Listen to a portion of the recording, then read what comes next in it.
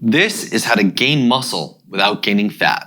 Hi, I'm Dr. Chris Masterjohn of chrismasterjohnphd.com, and this is Chris Masterjohn Lite, where the name of the game is details, schmeetails, just tell me what works. And today we have a question from Christopher shown on the screen.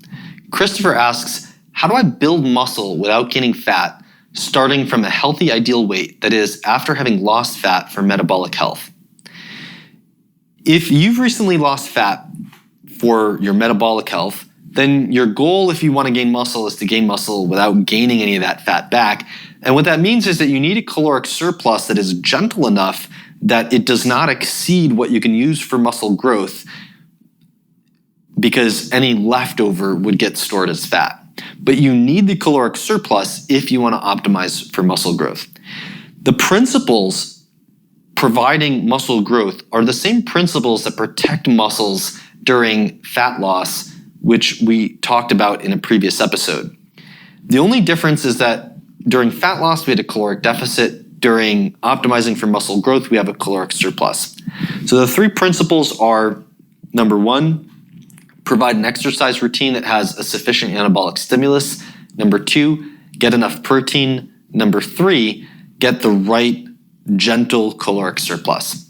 In terms of the exercise routine, you want to get into the gym at least 3 sessions a week. 3 sessions of a full body routine is the best way to save time.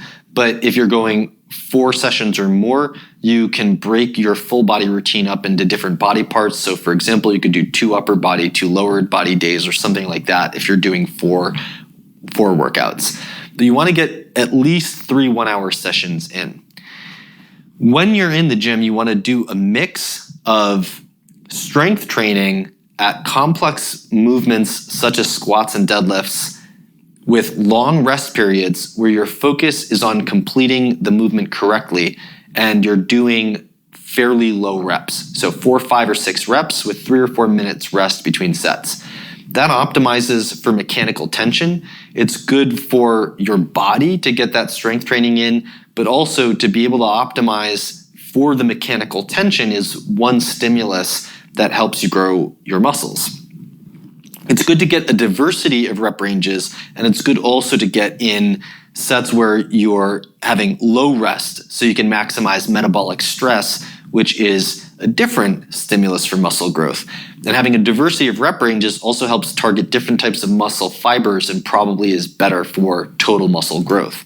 So in addition to the strength training, also include rep ranges around 10 reps per set and rep ranges around 15 reps per set.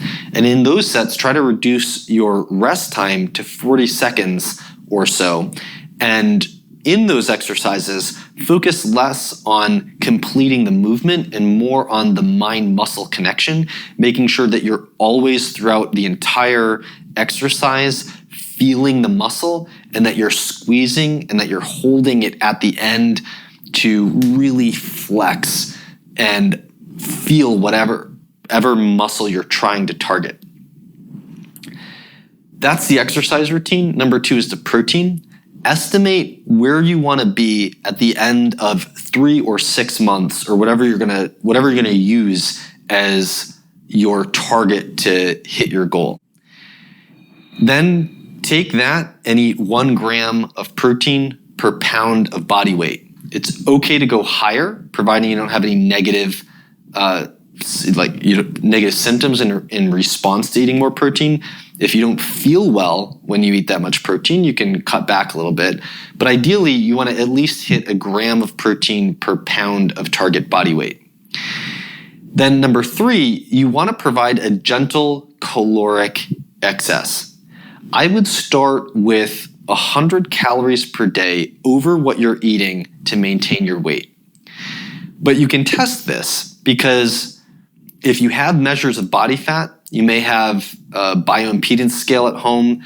I would at least use waist circumference, keeping in mind that your waist circumference can be affected by holding water or bloating, other things like that. But if you measure it consistently, your waist circumference is a pretty good indicator of the amount of fat you're holding in your abdominal region.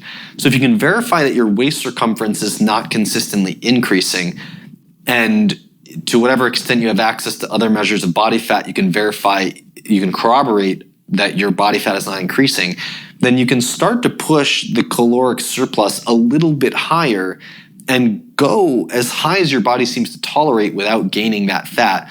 But if it's really important to you to hold on to your fat loss gains, then you really want to do this slowly and gently so that you don't overshoot. If you do overshoot, start cutting back to the surplus that you can maintain over time that does not produce any fat gain for you. Now, where should that caloric surplus come from? Well, the easiest thing to turn into muscle is protein. And you never really know whether the protein that you're eating is actually the protein load that would maximally support muscle gain given the anabolic stimulus that you have.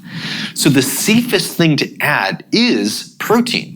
If you're trying to add 100 calories, add 100 calories of a protein-rich food.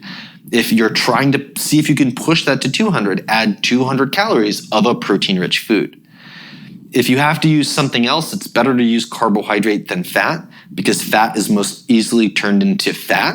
Carbohydrate is most easily stored as glycogen. And carbohydrate is somewhat protein sparing more than fat is.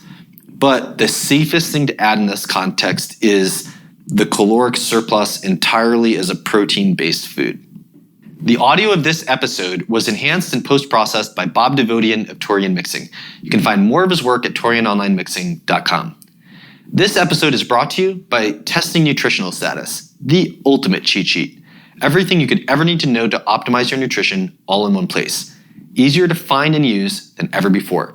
Get your copy at chrismasterjohnphd.com/cheat sheet. Use the code LITE5, that's all capitals, LITE, the number 5, LITE5, to get $5 off. All right, I hope you found this useful. Signing off, this is Chris Masterjohn of chrismasterjohnphd.com. This has been Chris Masterjohn Lite, and I will see you in the next episode.